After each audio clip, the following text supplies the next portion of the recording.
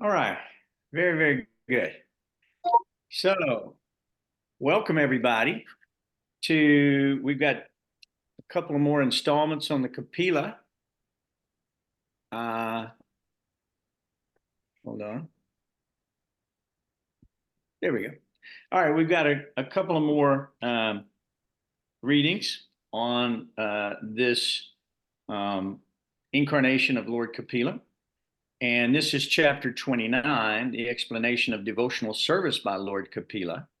And I'll start out as usual with pranams. Namo Om Vishnu Vidaya Krishna Pristaya Bhutale Srimati Bhaktivedanta Swaminiti Namane Namaste Saraswati Devam Gaudavani Pracharane Nirvishesha Shunyavari Paschachari Shacharane Jaya Sri Krishna Chaitanya Prabhu Nityananda Sri Advaita Garadhara Shivasari Gaura Bhaktivrinda Hare Krishna Krishna Krishna Hare Hare Hare Ram Ram Ram Hare Hare Om Namo Bhagavate Vasudevaya.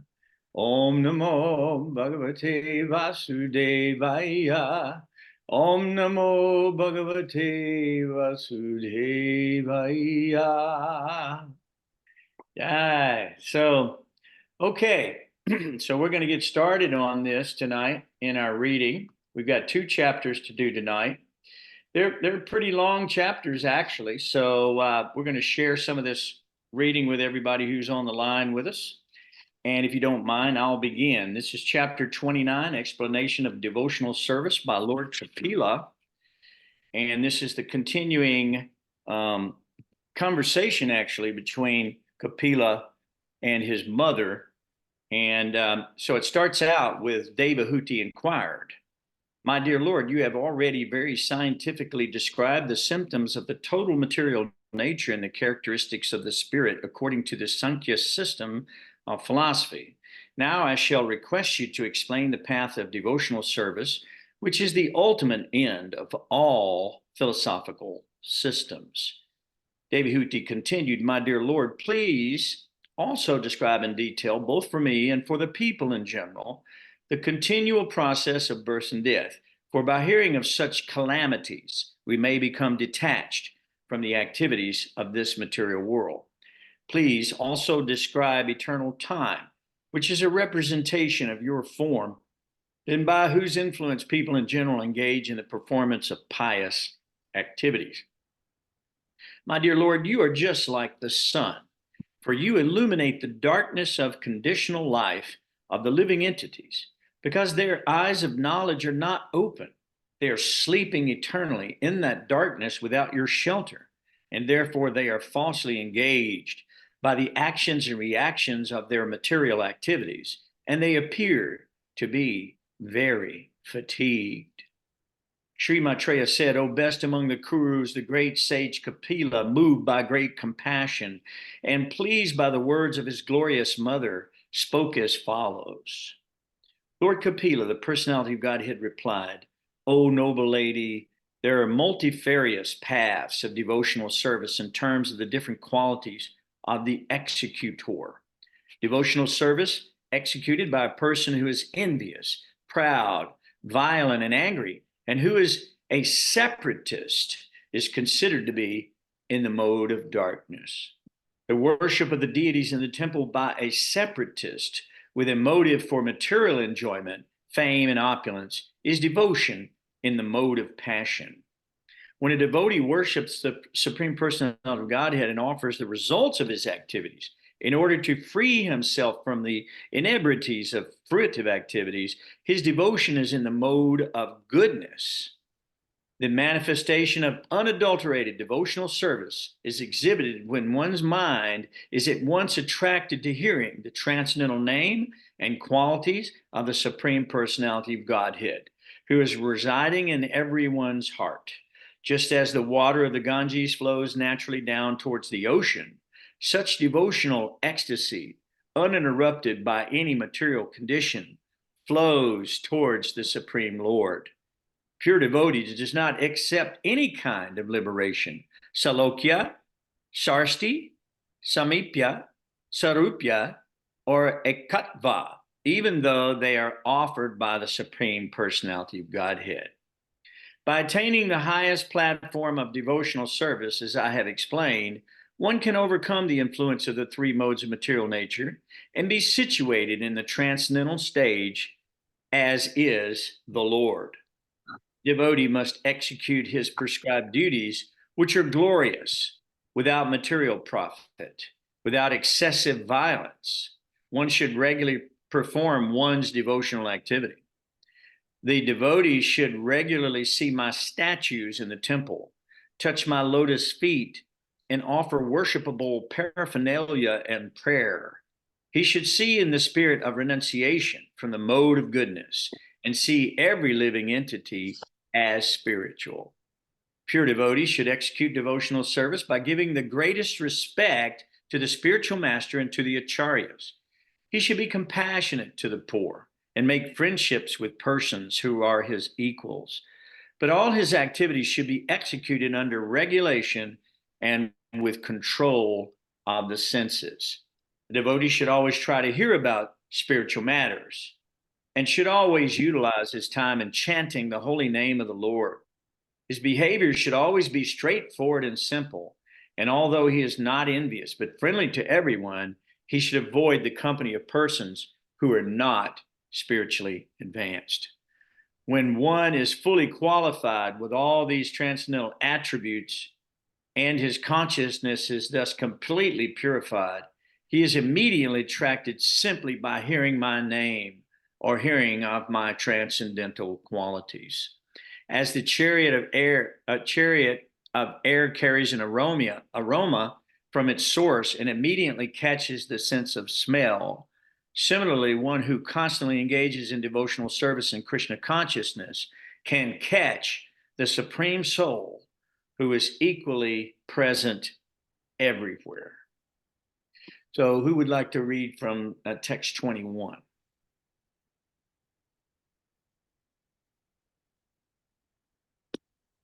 Please, someone read from text 20. Bob Thunder will go. There we go. Work my way over here. 21. Okay. Yep. I am present in every living entity as a super soul. If someone neglects or disregards that super soul everywhere and engages himself in the worship of the deity in the temple, that is simply imitation.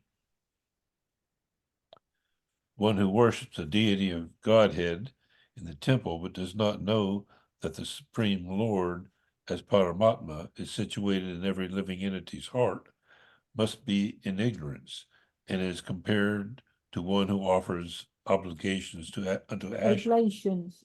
Who? Oblations. Oblations unto ashes.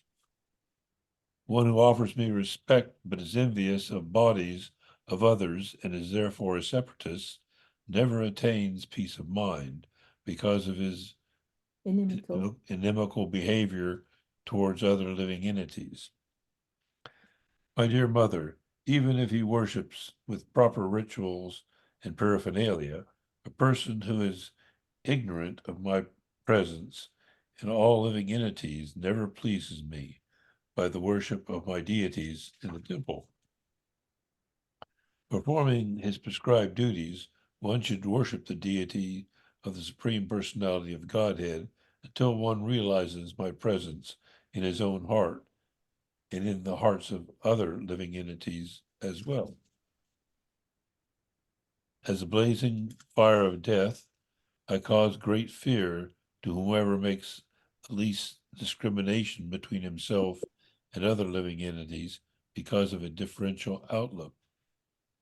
Therefore, though charitable gifts and attention, as well as through friendly behavior, and by viewing all to be alike, one should propitiate?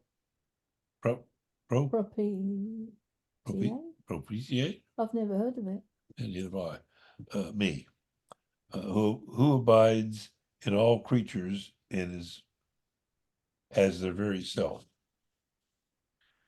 Living entities are superior to inanimate objects, O Blessed Mother, and among them living entities who display life symptoms are better. Animals with developed consciousness are better than them. and better still are those who have developed sense perception. Among the living entities who have developed sense perception, those who have developed the sense of taste are better than those who have developed only the sense of touch. Better than them are those who have developed the sense of smell, and better still are those who have developed a sense of hearing. Better than those living entities who can perceive sound are those who can distinguish between one form and another. Better than them are those who have developed upper and lower sets of teeth.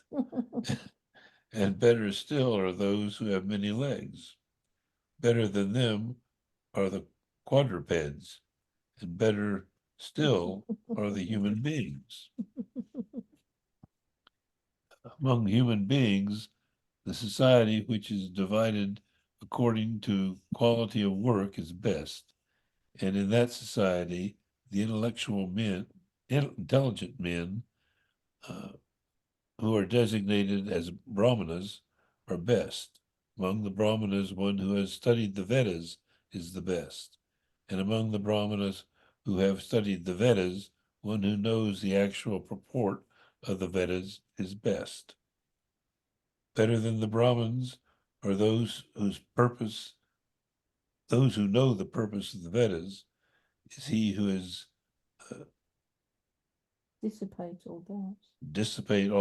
can dissipate all doubts, and better than him is one who strictly follows the Brahminical principles. Better than him is one who is liberated from all material contamination, and better than him is a pure devotee who executes devotional service without expectation of reward. Therefore, I do not find a greater person than he who has no interest outside of mine, and who therefore engages and dedicates all of his activities and all his life, everything, unto me without cessation. There you go. Beautiful. Thank you. Bhagavati?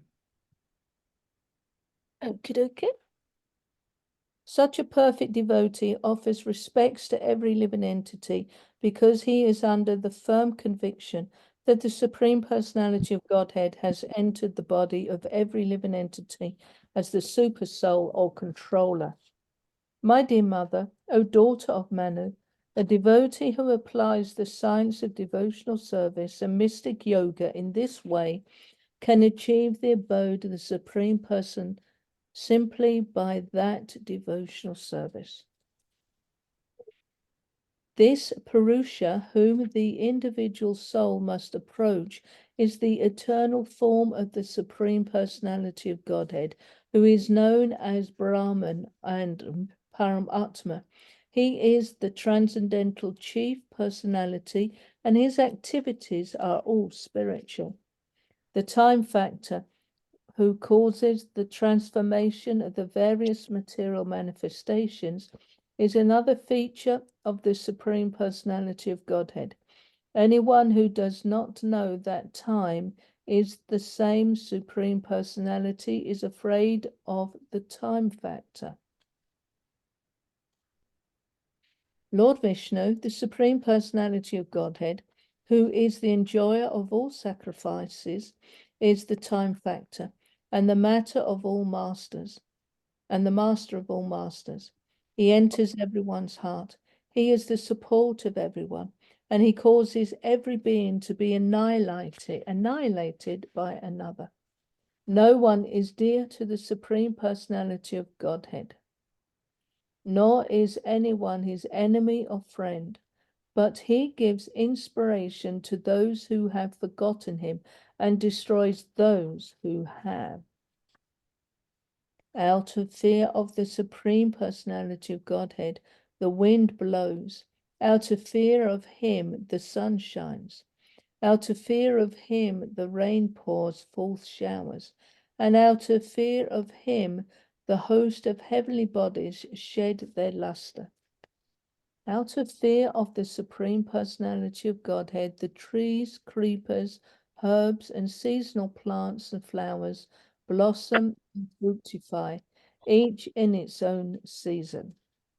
Out of fear of the Supreme Personality of Godhead, the rivers flow, and the ocean never overflows. Out of fear of him only does fire burn, and does the earth with its mountains not sink into the water of the universe. Subject to the control of the Supreme Personality of Godhead, the sky allows outer space to accommodate all the various planets, which hold innumerable living entities. The total universal body expands with its 7 coverings under his supreme control. Out of fear of the Supreme Personality of Godhead, the directing demigods in charge of the modes of material nature carry out the functions of creation, maintenance, and destruction. Everything animate and inanimate within the material world is under their control. The eternal time factor has no beginning and no end. It is the representative of the Supreme Personality of Godhead, the maker of the criminal world. It brings about the end of the phenomenal world. It carries on the work of creation by bringing one individual into existence from another. And likewise, it dissolves the universe by destroying even the Lord of Death, Yamaraj. Okay, that's the end of that one. Very nice. Okay. The next chapter only has 34 verses, so maybe we could get. How about Nishringa? Would you like to read, or Yeah, Prabhuji. okay?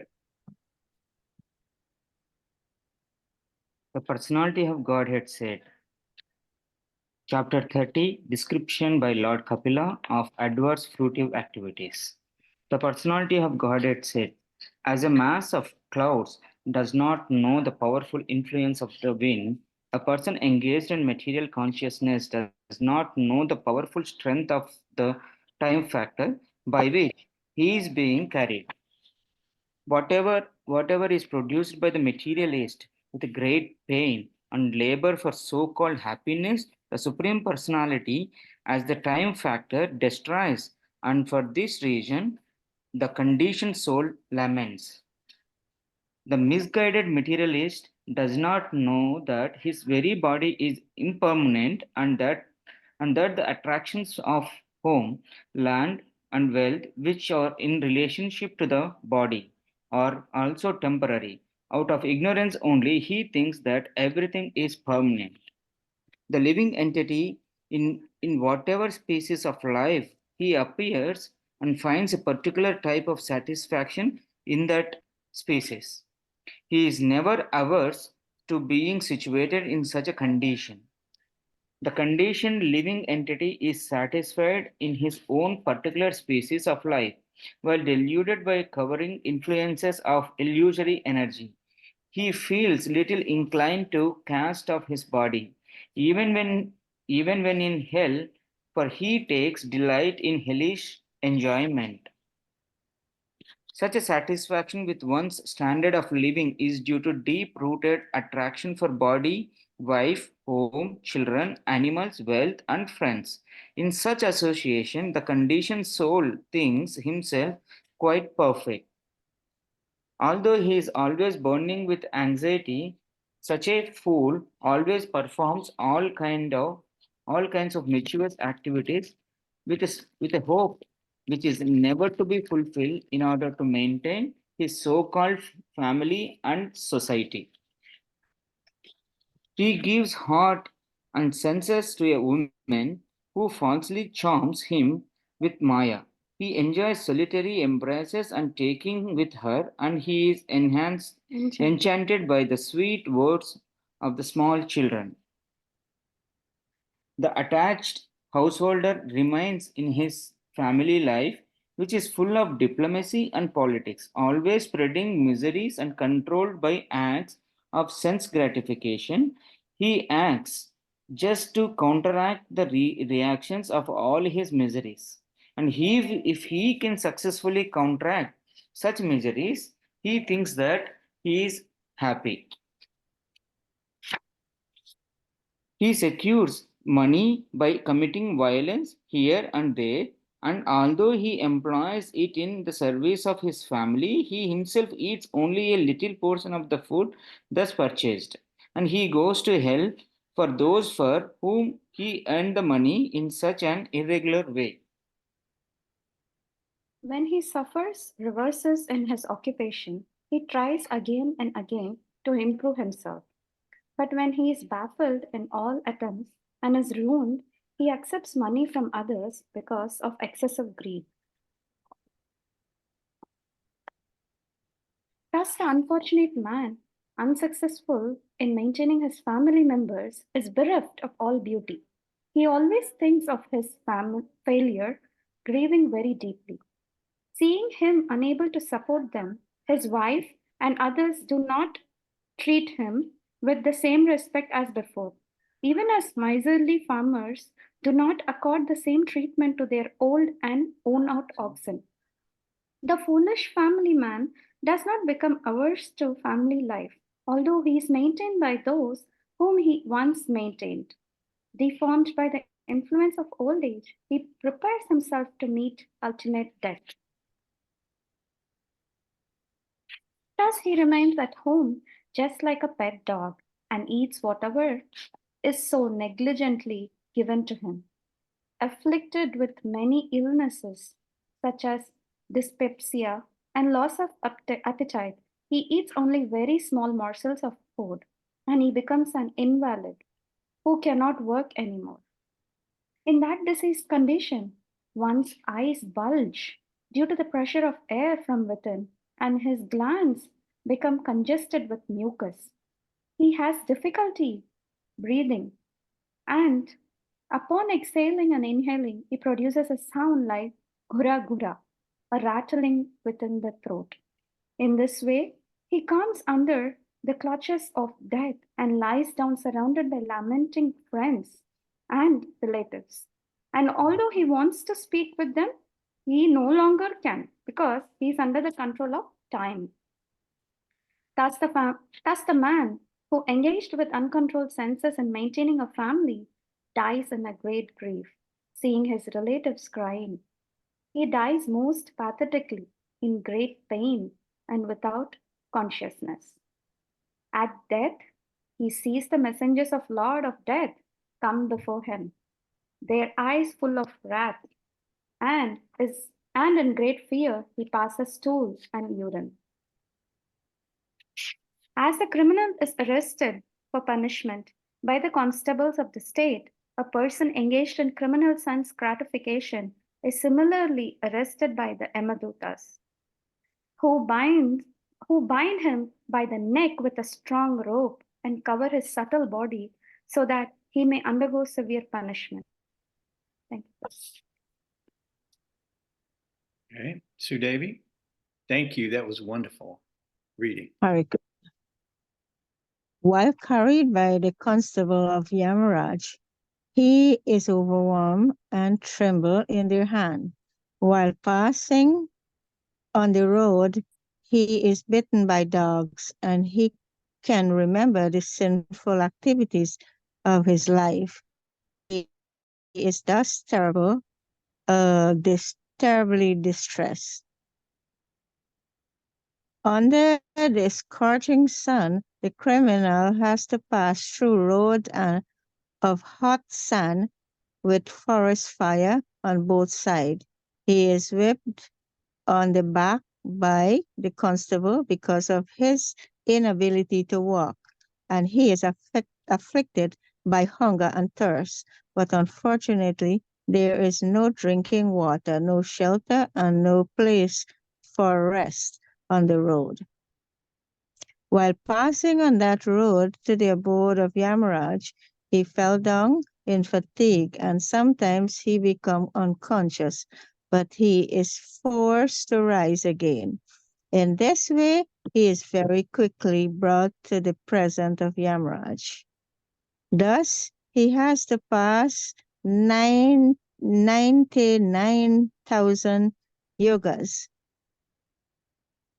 within 2 or 3 moments, and then he is at once engaged in the torturous punishment which he is destined to suffer. He is placed in the midst of burning piece of wood, and his limbs are set on fire. In some cases, he is made to eat his own flesh or have it eaten by others. His entrails are pulled out by the hordes and vultures of hell, even though he is still alive to see it, and he is subject to torment by serpents, scorpion, snake, and other creatures that bite him. Next, his limbs are lopped off and torn asunder by elephant. He is hurled down from hilltops, and he is also held captive either in water or in a cave. Men and women who were built upon indulgence in illicit sex life are put into many kinds of miserable condition in the hells known as Tamisra, Anda, Tamisra, and Rawa. Lord Kapila continued, my dear mother, it is sometimes said that we experience hell or heaven on this planet, for hellish punishment are sometimes visible on this planet also. After leaving this body, the man who maintained himself and his family members by sinful activities suffer a hellish life, and his relatives suffer also. He goes alone to the darkest region of hell after quitting the present body, and the money he acquired by envying others' living entity is the passage money with which he leave this world. Thus, by the arrangement of the Supreme Personality of Godhead, the maintainer of kinmen is put into a hellish condition to suffer for his sinful activities like a man who has lost his wealth. Therefore, a person who is very eager to maintain his family and kinmen simply by black method certainly goes to the darkest region of hell, which is known as Anda Tamisra. Having gone through all the miserable hellish condition and having passed in a regular order through the lowest form of animal life prior to human birth, and having thus been purged of his sin, one is reborn again as a human being on this earth. Hare Krishna. Hare Krishna. Oh, Wow. Wow. Wow. That's eye-opening, isn't it? We don't realize how important this human life is. We don't realize that each act has an opposite and equal reaction. We think that we can get away with all types of criminal behavior. In this chapter, it's called separatist, people who are separated from God. And these people are separated by their own will. They're here to perform nefarious activities. Every night on television, if you just go through the channel and news, you'll see how many criminals there are being caught every day. So in the same way, when we die, either the Vishnu Dutas come and lift us up or the Yamadutas come and drag us down. And that's all depending on our own activities. So it's so unfortunate that people in general, the mass of people, are not aware of the information that Lord Kapila is giving us. And therefore, they're acting in all criminal fashion. And they're very selfish, very concerned with their own sense gratification, with their own family, with sex indulgence, which is outside of the religious principles. And they become very, very attached to their wealth, their family, their children, their aristocracy. They become dependent on those fallible soldiers, such as government. And they think that the government will protect them. And we see how that's not true. We see that the government is not protecting us. And that ultimately it comes down to us protecting ourselves. Even police, they show up after the fact. They show up after the crime has been performed. After someone has broken in, raped, robbed, pillaged, plundered, murdered, then they come. Normally speaking, the police are not there for the actual crime. So then they're in a pursuit of this individual. And when they find them, what do? They act just like the Vishnu Dutas. You've broken the law. You've been a criminal. They bind them. They arrest them. They take them to prison. They put into either hard labor or some punishment. They're given no freedoms.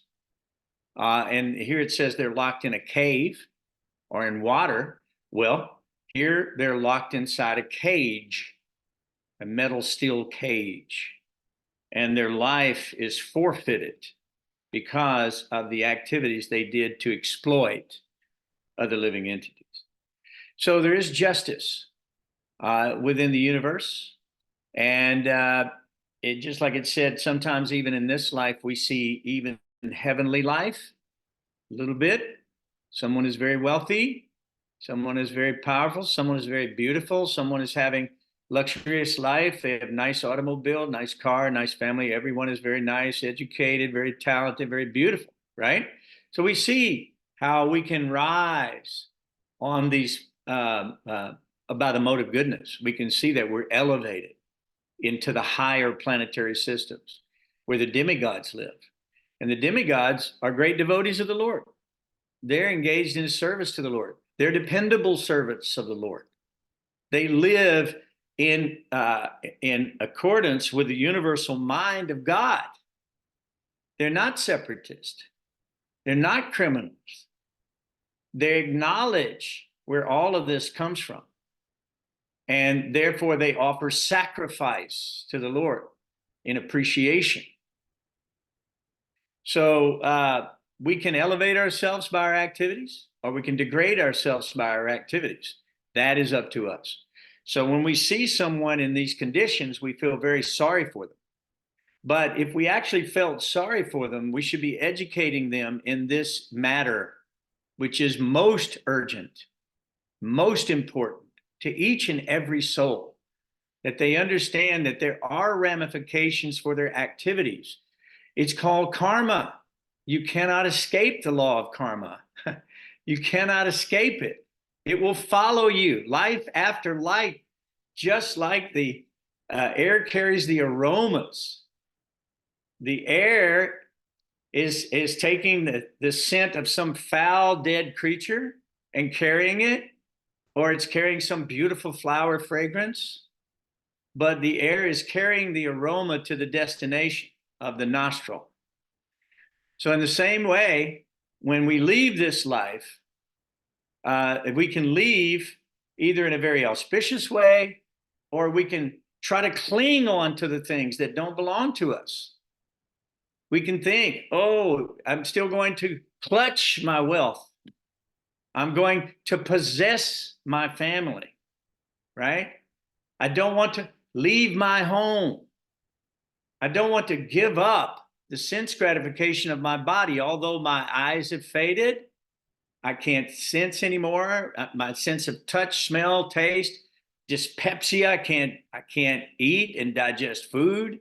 I can't function in the material world because my body's affected by the time factor. And by the way, everything that we see here will be reduced to dust, to ashes, or to stool. Everything will be destroyed. Everything. So here it says that a man is working very, very hard to support his family, and he may do that in a criminal way. He may do that so they can amass wealth at other people's misfortune. He may take advantage. He may cheat. He may lie. He may steal. He may burgle. He may rape. He may rob. He may kill. And that man is destined for these punishments that you just heard about. We can see that in this material world that we live in, sometimes these punishments are visible. They're visible to our very naked eye. We don't have to go to hell to experience them, that we can see them here. And we know that criminals many times would kidnap and then exploit innocent people, and they're never seen again. Every year in America, something like 600,000 people. You could look it up on Google. I've forgotten the number. But these people disappear, and they're never to be seen again. Where did they go? Who took them? What happened to them? What type of horrible circumstance did they fall into by these unscrupulous, demoniac mentality criminals in our society? So there are jails in our society, there's punishment in our society, and there's jails and punishment within the universe. We must know what they are. So does anybody have any questions about these two chapters? Because I'm kind of going to run back through some of the thoughts that came to my mind. And if you have any thoughts that you would like to share, please do so just by interrupting at any time. You're obviously free to do that at any second, or if you have any questions. But if we go back to chapter 29, explanation of devotional service, and we look at the first text, right? Text 1. It says that now he's going to explain. He's already explained the Sankhya system of philosophy. Now he's going to explain devotional service, which is the ultimate end of all philosophical systems. So if you look in Bhagavad Gita, Krishna says, Raja Vidya, Raja Guyam, Pavitram idam uttamam, pratyaksavagamam dharmyam, sasukam kartum avyayam. That means that this knowledge that we're receiving here tonight is the most secret of all secrets. It's restricted from those who are faithless. Krishna says, I never reveal myself to those demoniacs who are grossly foolish. He does not reveal himself. So these atheists are demanding, where's your God? Just like Hiranyakashipu said, where's your God now? I shall sever your head from your body. He's talking to his own son in this way.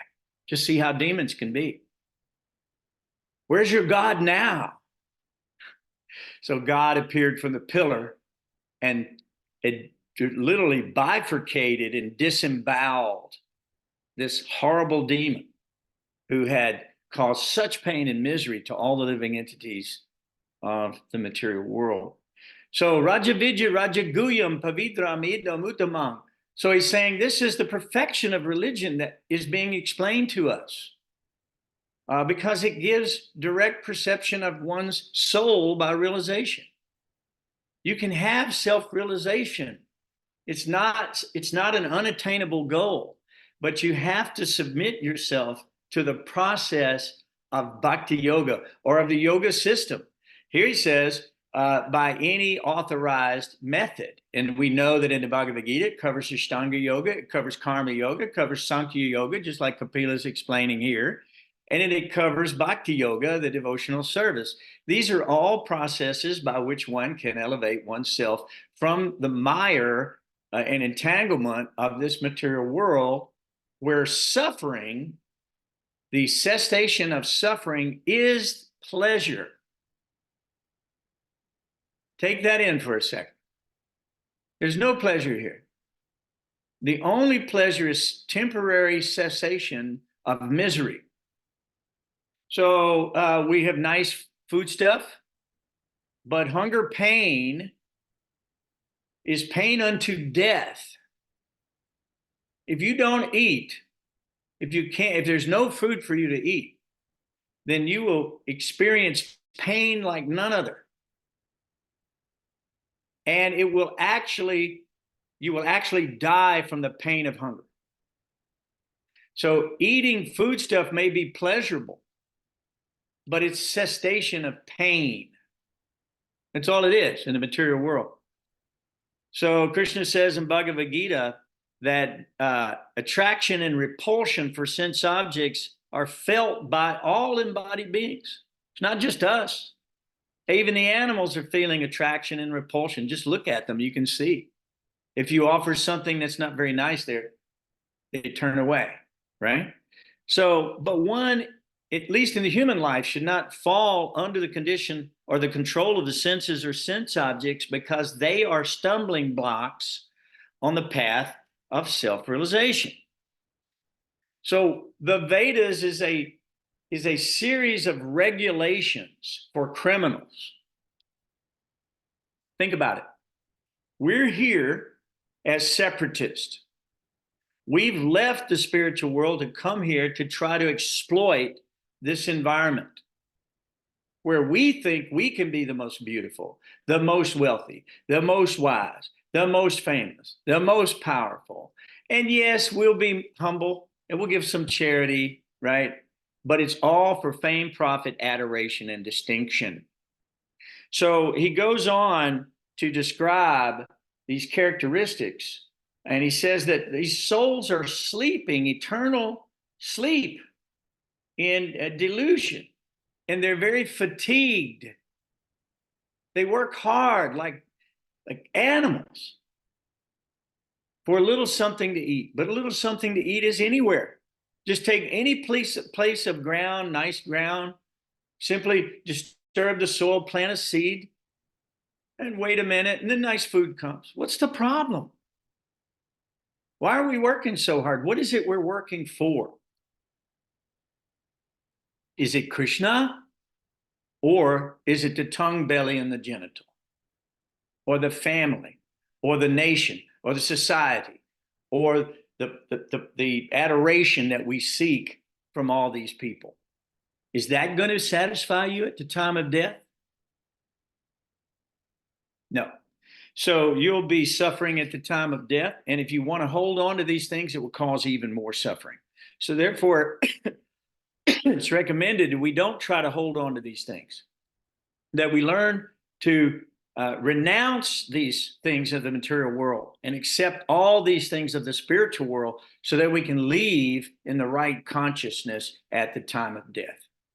That's the whole idea. So Devahuti says, well, tell us all about these calamities.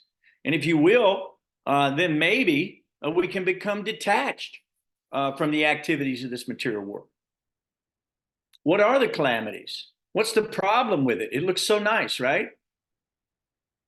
It's a mirage in the desert. It's a phantasmagoria. It is not real. When you're in the blazing sand of the desert and you look in the distance, it looks like water, and you're striving to get there. You're striving to get there. But when you get there, what do you get? A mouthful of sand. You don't get the thirst. You're satisfied. So everyone is under this influence of God as eternal time. And if you don't believe so, just look at the pictures of your grandparents. Look at the pictures of folks who have now passed on that you've known in your own life. And you'll see that that is the actual circumstance that we'll all meet and that we all have to prepare for. So in these chapters, Kapila is not pulling any punches. He's not holding back. He's telling you the raw fact of the situation so that you can understand the problems with this material life. So, and if you understand the transcendental nature and the activities and appearance of the Lord, upon leaving the body, you will not take birth again, but you'll attain the eternal abode. Janma karma chamedivyam. Ivam yo veti tatbadaha chakva deham panar janma naitimam miti sorjanar. So he says, learn the transcendental nature of my activities and my appearances. So he says in here that one should chant constantly and hear about the glories of the Lord. Right now, we're chanting constantly about the glories of some mundane politician or someone who has big money that we work for, or someone who is a military man who is very powerful, or some beautiful body that we're enamored with their body, right? This is what we're chanting about all day and night. And we're worshiping their statues, but they're not in the temple, are they? They're on the square of the city, and they're riding on a horse with some sword drawn, and then the pigeon lands and passes stool on their face. This is their fame. This is what they'll receive. Death, forgetfulness, maybe they'll get a statue so that the pigeons may land and pass stool. Is that the goal of life, so that you can have a statue in the square? And maybe if you're very fortunate, they'll bring a wire brush and scrub the stool from your head. They do that, you know. We were watching that one day at the Capitol. They were out there with wire brushes trying to get the stool off the face of this previous president of the United States. No telling what type of hellish condition he's gone to. You see what I'm saying? Because he was not giving us the absolute truth. And it says that one should never become a parent, one should never become a teacher, one should never become in charge in a political way, or have any dominion over anything unless they can deliver those souls back home, back to Godhead. Otherwise, they take the karma of their underlings, of those persons who are dependent on them for the truth. And instead of giving the truth, they give a series of lies which befuddle and entangle the soul further in the material world. And as a result, they forget God even more.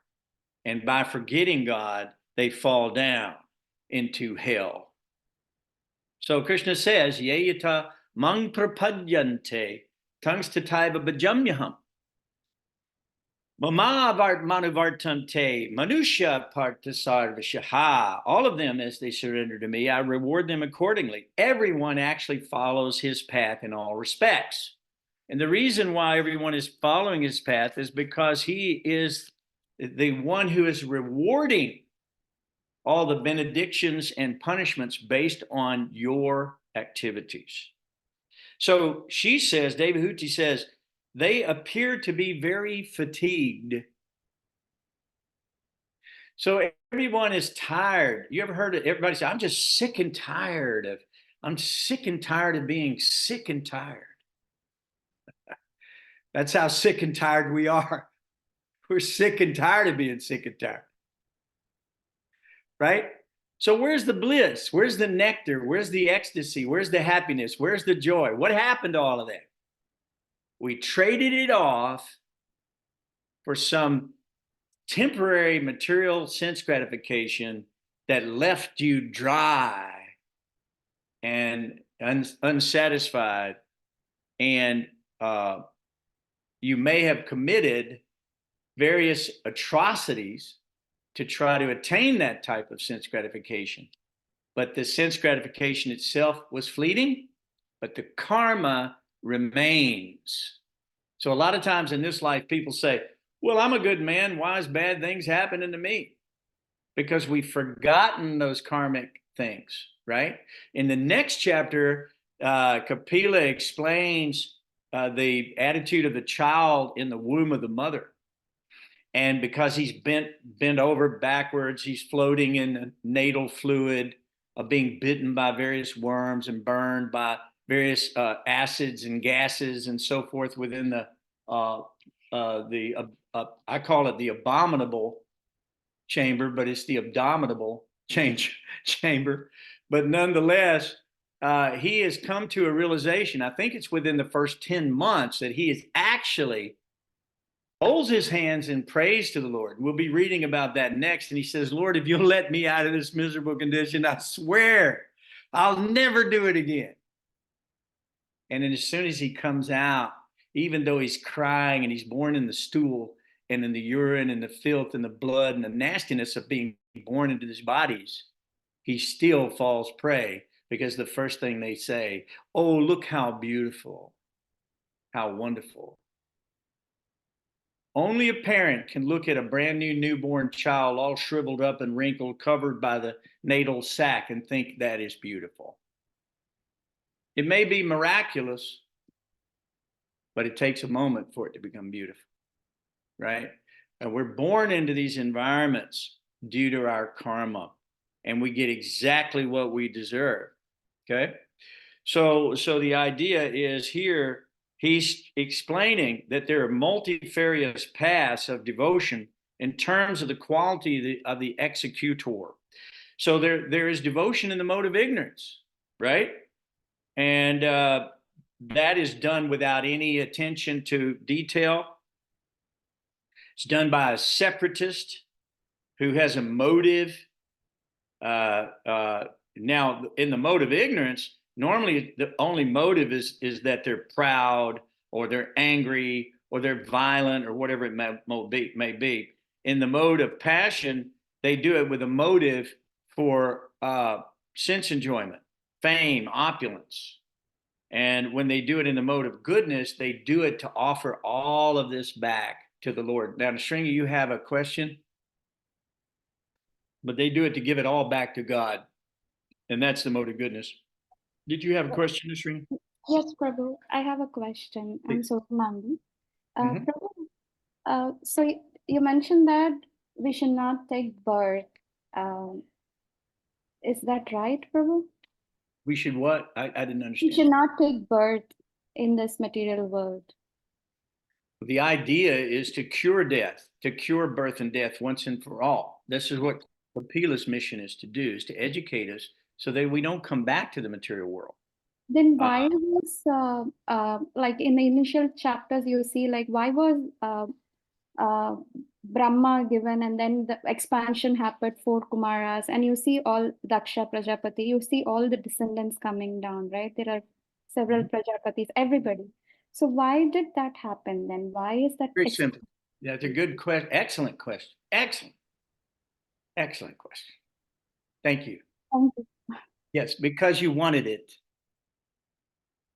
And Krishna gives you everything. He rewards you according to your desire. You're a manifestation of Krishna. He delights in giving you your desire. Krishna delights in that. Prabhupada said, when they asked Prabhupada that same question, they said, Prabhupada, if the spiritual world is so wonderful, why would we ever want to come to the material world?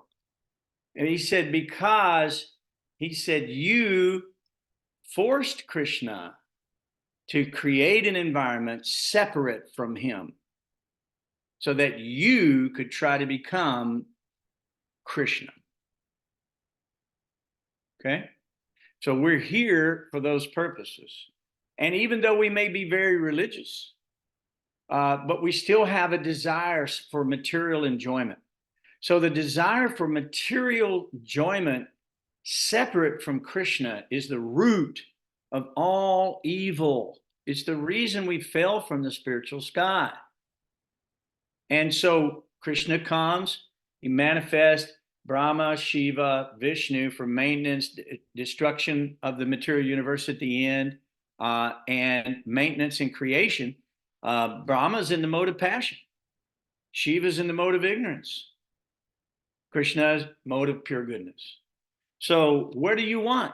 Do you want to be in the mode of ignorance and be involved in that destruction over and over and over again of the material world, the annihilation of everything you've worked hard for? That's what it's described here, that everything that you do in the material world is a total loss unless it's connected to Krishna. Because the money that you're making, it will all be gone. Someone else will have the money. The house you're living in, like this house I'm living in is built in the 1800s. No telling how many families have been here, lived here, raised their families, and died, thinking this was the heaven they were always looking for. Now it belongs to someone else, and soon it'll belong to someone else. So is it actually mine? No. Who does it belong to? The people who died before me? No. Who does it belong to? It belongs to Krishna. It belongs to God. And God is providing this because we want to be separate from him. We want to kill Krishna. What do you think the Battle of Kurukshetra happened? What are all those men assembled for? Is that just to have a party, a dance party? I don't think so.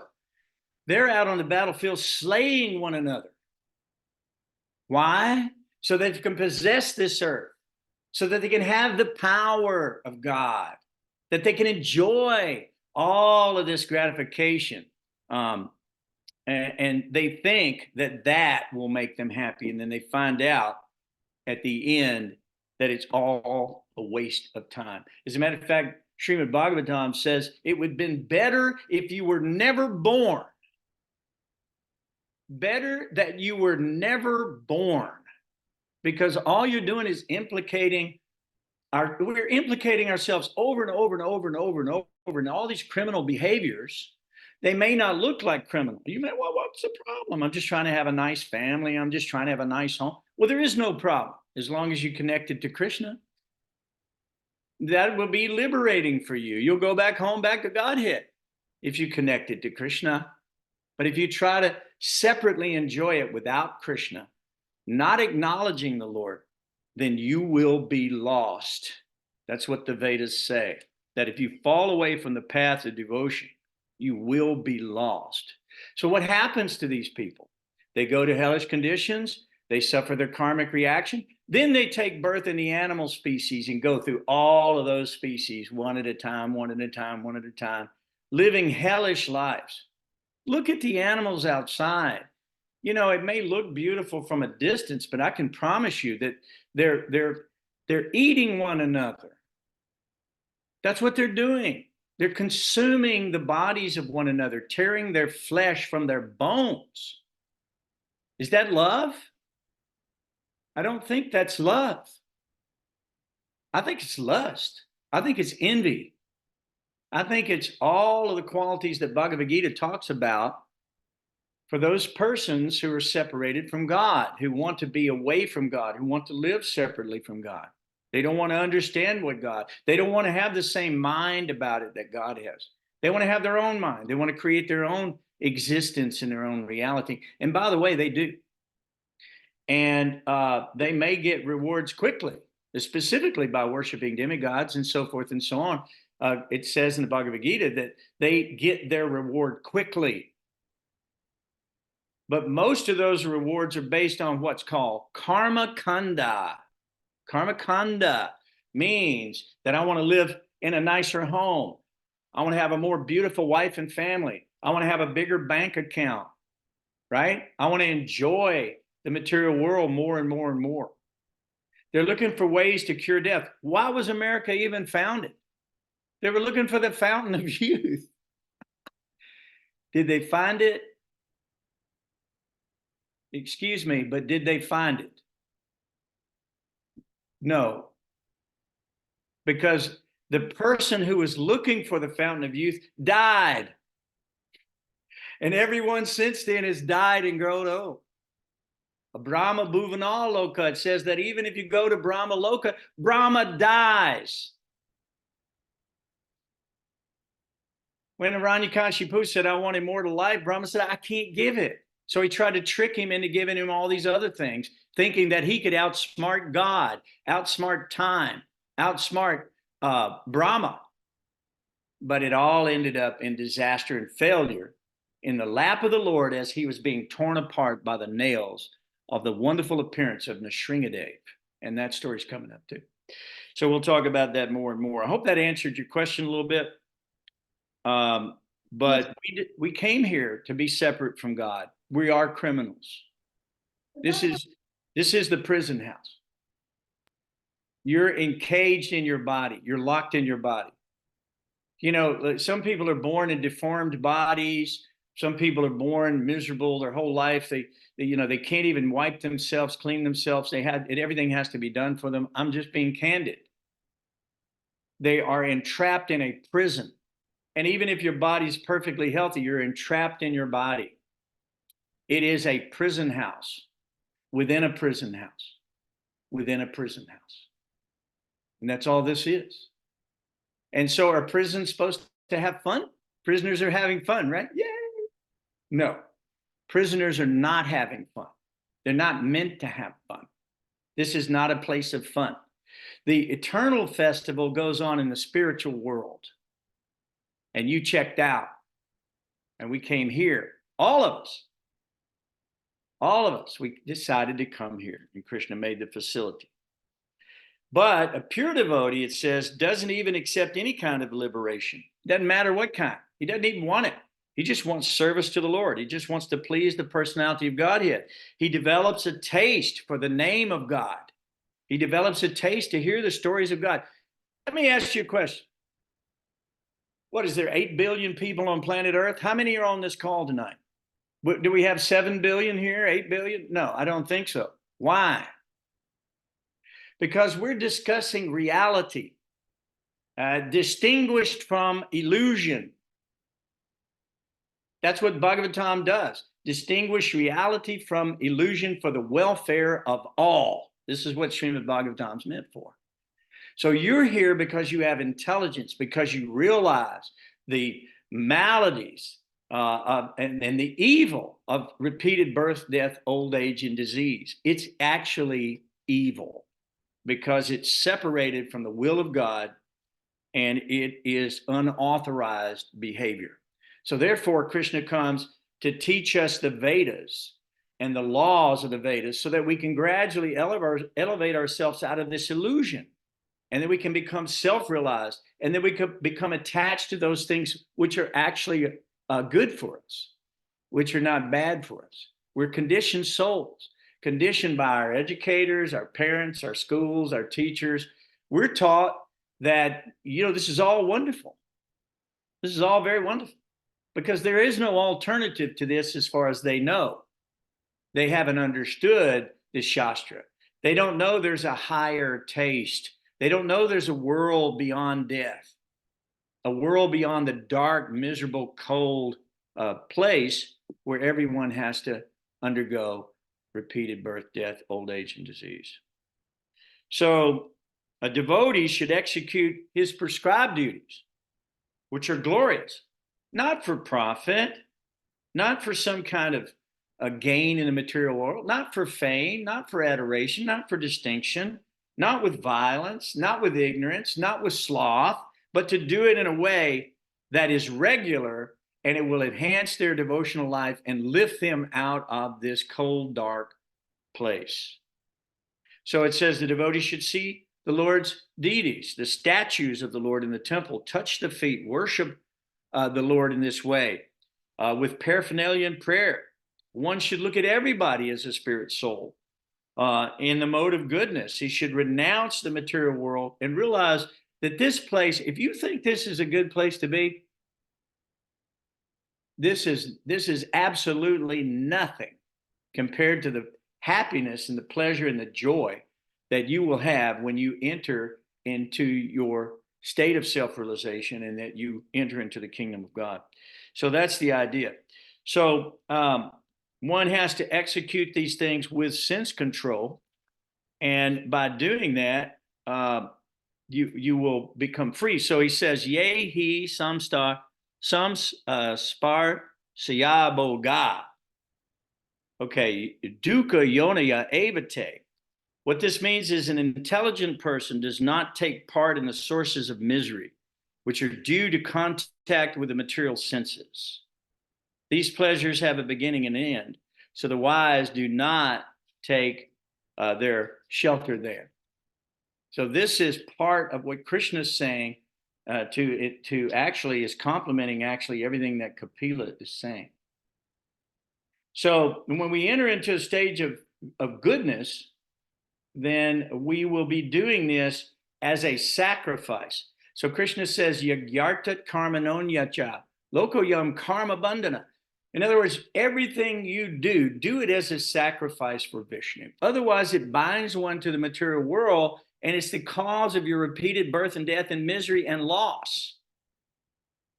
Material world is temporary by nature. It's under the time factor. Once you know that, then you don't put your treasures up in a place like this. You don't do that because you know that they'll be lost. So our treasures go to the lotus feet of the Lord. We offer everything back to God. And by doing that, the Lord is pleased.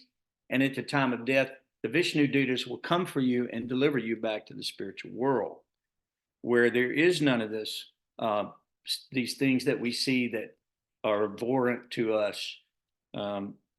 So that's the idea. So then he goes through this whole thing about what's better, right?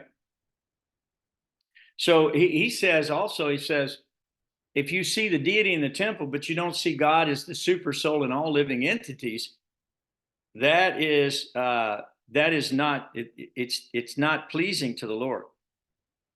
It says that it's simply imitation. If someone neglects or disregards the super soul everywhere while engaging in the worship of the deity in the temple. So yes, we love the deity in the temple, but the rest of the people we could care less about. That's not our program. We see that everyone is equal to us. Their pains and their pleasures are just like us. We can know their pains and pleasures by comparing it to the pains and pleasures of ourselves. So therefore, we feel compassion for them, right? And we want to help them understand this truth. That's why we're here tonight.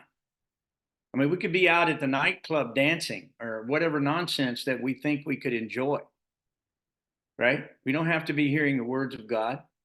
We don't have to be studying this. But why are we here? Because we've had some realization of the pain and suffering within the material world. We've seen death. We've seen loss. And we know that we don't like it. So therefore, we're looking for a cure. And this is the cure. So it says, though, one who offers the Lord respect but is envious of the bodies of others, therefore is a separatist and will never attain peace because of their inimical behaviors. So we've got to see with equal vision, the dog eater, the sage, all of them are created by God. In their soul, they're one with God qualitatively, but they've forgotten themselves, and therefore they're acting in all kind of heinous ways. So we always used to say, we don't hate the sinner, we hate the sin. We don't like the sin, but we still love the soul, and therefore we're very busy trying to save those souls by giving this information to them. Spiritual Master is coming again and again. The Lord is coming again and again for those purposes. So there's so much more here. We're going to run out of time, unfortunately. But let me run through a few of the thoughts that I had here real quickly for you. So we serve the Spiritual Master, and by serving the Spiritual Master, he imparts knowledge, right? Tadvidi prani pratena pariprashnena sevya. We know that verse. And so we serve the Spiritual Master, and under his care, we engage ourselves in devotional service, this chanting, this offering of our food, this worship of the deity in the temple, so we can understand God as a person. These Vedas, this Shastra, we hear the Shastra. We listen for a long time. The words of God, we want to hear those. And by doing that, then we choose our association in life very carefully. That association is like a crystal ball. It will reflect. It's like a mirror. Whatever you associate with, you will reflect that in your own life. You hang out with criminals, you'll be a criminal. If you hang out with devotees, you'll be a devotee. So find the devotees like you have and hear from the devotees, because the devotees are here to give you the key, literally, to the kingdom of God. They've been given the key and they want to give it to you. They want to see you happy. And when you go back to the spiritual world, you will be happy. All those persons that you love, that you want to hold on to here, that you can't, they'll be there, but they'll be there in their perfection, Svarup City. And you'll be able to love them in the way that you could not do here. So we become attracted to the Lord's name by associating with the devotees. And then by becoming attracted to the Lord, when we get a little bit of ruchi or a little flavor, taste for the Lord, we can actually catch the Supreme Soul. We can actually catch the Lord. In the Bhagavad Gita, it says, by devotional service, I can be seen as I am standing before you.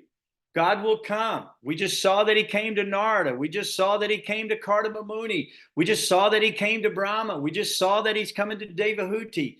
We saw these things. God is coming. He's coming for his devotees. So don't be afraid. Don't be afraid. Although the whole world is operating out of fear of God, the rivers flow to the sea out of fear of God. This is strong. Everything happens. Fire burns out of fear of God. But when you love God, there's no need for fear. And you're drawn to the Lord. And you see the Paramatma in everybody. You see equally. You don't see a difference between souls, whether they're animals, plant, whatever they are. You see them all equally because they're all parts and parcels, just like you have fallen into conditions that are now their punishments. You know, Prabhupada said that, well, you know, when they were talking about so many trees, people who want to reveal themselves naked before unqualified, you should reveal yourself only naked to your husband or your wife. This should not be shared. So these people back in the 60s used to streak themselves naked down the streets and then go into the parks and naked. Prabhupada said, yes, there'll be trees. They can be naked and they can stand for hundreds of years in the heat and the cold while the bugs eat their bodies alive. And then finally, some man comes along, cuts you down and burns you for their heat source or build their house with or whatever. So this is important that we follow these Vedic principles so that we don't end up in a disastrous condition. Ignorance is not an excuse. Ignorance is not a plea. You could try it at the judge. You know, you can go kill a man and go, yeah, I didn't know. I thought it was okay. And the judge goes, well, you should have known. Now you go to the electric chair or you go for prison for your whole life. So we can achieve the supreme destination by devotional service. Krishna assures that in every incarnation. This is his edict. He says that a person who worships him, abides in him with great faith, worshiping him in transcendental loving service, is most intimately united with him in yoga. That's the highest of all. Kapila says the same thing. Yogi namapi sarvesham mad katinandaratmana Shradavan bhajate yoman same yuktat mato mataha. He says the same thing. Kapila is saying the same thing. You can know God. You can achieve that supreme destination by devotional service. So he gives that to those who have not forgiven him. I mean, not forgotten him. And for those who have forgotten him, he comes to destroy them. For those who remember him, he comes to establish them and lift them up.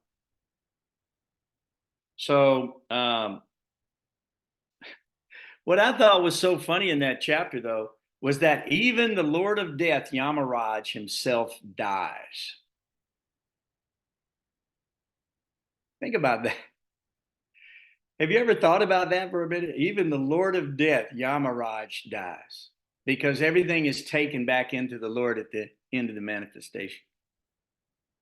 So even Yamaraj is not eternal. The soul is eternal, but the position may change. And the entity who takes that position may change, just like a Brahma may change in each universe. Because if you have some passion for that, the Lord will provide.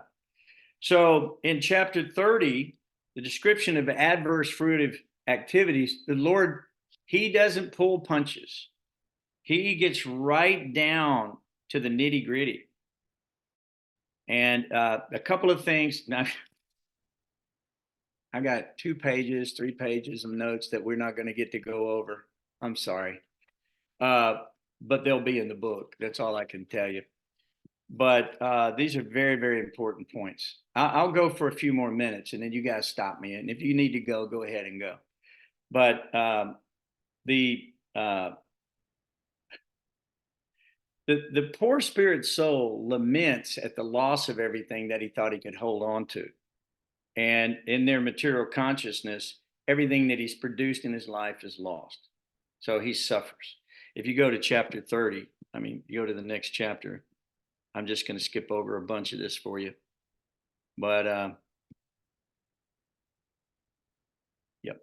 So they don't know how powerful the strength of the time factor is. They don't know that every action has that opposite and equal reaction and that they'll end up suffering. They don't know that. No one's told them that. So it's our job to go tell them that. So he goes right into it. And he says that even if a person goes to hell, he still tries to find delight in sense gratification, even in hellish pleasures. There's a story about Indra, who was cursed to become born in a family of swine. You might remember that story. And so he's like eating stool, the farmers throwing fresh stool out. He's enjoying the taste. Because, see, your senses are built around the mind. So if the mind thinks it's good, the senses, they're enjoying, right? So we see flies, they're enjoying stool. We see some animals, they come and eat the stool, whatever it is, they think it's very good. So the pig is enjoying like that, and Indra is in this condition. So Brahma, I think it's Brahma that comes and says, hey, Indra, you need to come out of this place. He goes, no, why would I leave here? I got everything I need. I got this wonderful family. I've got all this delicious stool. Farmers coming out. He's very nice. Why should I leave? I've got this nice mud hole that I can live in and wallow in. So do you see that even the Lord of heaven, who fell into hellish conditions, delighted in those hellish pleasures due to the illusion that the mind will entrap you in. The mind, Prabhupada says, the mind's job is to go find the objects of your senses and attach them to the sense. So the mind is always trying to do that. So Krishna says in Bhagavad Gita, the mind is either friend or enemy, right? So you have to make your mind a friend. And by doing that, you can actually achieve liberation. So, okay, so there's just so much more here that I don't really want to. If I start getting on this, I'll be here for another 20 or 30 minutes. So I don't really want to do that. But the description of going to Tamishra, Anda Tamishra, and Raurava, which are just a few of the hells that are described in the 5th canto that you can read for yourself, tell you exactly what to expect when you engage in criminal behavior. Tells you exactly what the punishment is. You can find out if you want to call the city downtown, you can call the magistrate's office and go, what is the fine for running a red light? What's the punishment for running a red light? They'll tell you. They'll tell you what it is. You say, okay, what's the punishment for rape? Well, they'll tell you. What's the punishment for burglary? They'll tell you. And I can promise you it's not pleasant. And if you get caught red-handed doing it, many times you're beaten or killed or whatever it might be. So we hear these stories that the same thing happens to the conditioned soul who enters into these hellish conditions due to their own activities. So the person engaged in separatist criminal sense gratification is arrested by the Yamadutas, which are the policemen of the universe. And he is forced to go to these places and suffer in a subtle body. He doesn't die. Just like if dogs were tearing out your entrails in this life, you would die and it would be over. You would think you would get some rest. Sometimes people think that death is a solution to the problem, that they can rest. Or if they go to sleep and just go in the mode of ignorance, that they can forget for a little while. Let me just forget the misery. There's no forgetful. There's no way to run from these things. These things follow you. They're like your shadow. They won't give up on you. And until everything is equalized again in the universal arrangement to bring everything back to normal, where you can become a human being again, you'll have to suffer those punishments. You'll have to take a body in various species.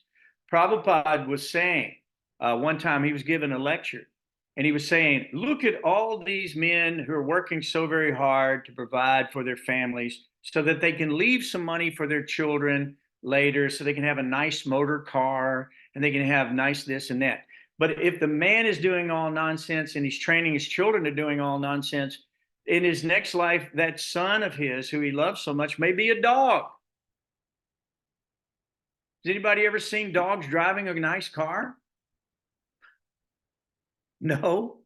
So everything he's doing is useless. Prabhupada said like that, because it's not going to happen. So you can read these descriptions of these hellish conditions again and again, because their motivation. Devahuti asked to hear about these calamities because she knew they would be motivating factors to help us end this material existence of separatist criminal behavior from the Lord. Now, devotees, they're not criminals. None of these things happen to devotees. None of this is meant for the devotees. It's not meant for you. These things aren't meant for you. Your family, you raise them in Krishna consciousness. You feed them only prasadam. They understand who God is. They've read the scripture. They know who he is. Your home is a temple. It's an altar. You're serving the Lord. None of these punishments are meant for you. But they're meant for the souls that you see driving up and down the highway at breakneck speeds all day, rushing headlong like moths to the flame, trying to find the next sense object they can rub against their one of their material senses. And this is never going to satisfy them. So we have to explain to them what this is all about. So Krishna says, Yat karosi yarashnasi, yad juhoshi dadashiyat. That means, O son of Kunti, all that you do, all that you eat, all that you offer, all that you give away, as well as all activities and austerities that you may perform, should be done as an offering to me. They should all be done as an offering to God. And by doing that, your life will be perfected. Krishna says, Manmana bhava madbhakto madhyaji nam namaskaru mami vaishyashi yuktvavam atmanam matparayana. Engage your mind always in thinking of me. Offer your obeisances and worship me. Being completely absorbed into me, surely you will come to me. So in the next chapter, we'll be hearing about what it's like to take birth in the womb of a mother. And I invite you all to come here for that, because that is a very difficult situation that the Jiva soul, the Jivatma, is put into.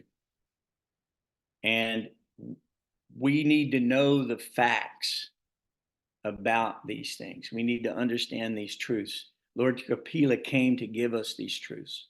So we must hear from Lord Kapila as to what lies beyond, what are the reactions for these activities. The Lord is giving this out of his mercy to us so that we can understand it. So please attend and hear these difficult topics, because Devahuti felt that by hearing them, they would relieve us of our illusion and bring us to the lotus feet of the Lord. Okay? Any questions? Any comments? I think you covered everything there. No, I didn't. I've got 3 more pages of notes we didn't get to. That happens a lot. We run out of time, but you know, our goal is to hear about these things 24/7. So we shouldn't be actually running out of time. We should just be hearing these things. Just like Maharaj Pariksit came and sat on the bank with the sages so that he could hear these topics recited again and again and again and again without cessation. All right. So I appreciate you guys very, very much. And next Monday, we'll do this again, same time, same station. All right. So I'm going to go ahead and end this call. Thank you so much. What? I'm sorry? Thank you so much. Oh, thank you. I appreciate your excellent question too. And these are difficult topics. I mean, these are not easy for us. I mean, this isn't sentimentality. This isn't some kind of la la land religion. Most of the churches are promising, a wide variety of things. You still do all nonsense. That's why they're full. Those churches are full because they give you salvation even though you do all nonsense. That's not what Kapila is saying. Not what Kapila is saying. Kapila is saying, yes, you should follow the instructions that God is laying down, and then you will be rewarded accordingly. Otherwise, we're living a criminal life and we'll be punished as criminals. So thank you so much for being here, and I will see you the next time. And please invite all your friends. It's the best we can do. We have to invite people to come and join us to hear this message. Okay? Hare Krishna. Haribo. Krishna, Haribo.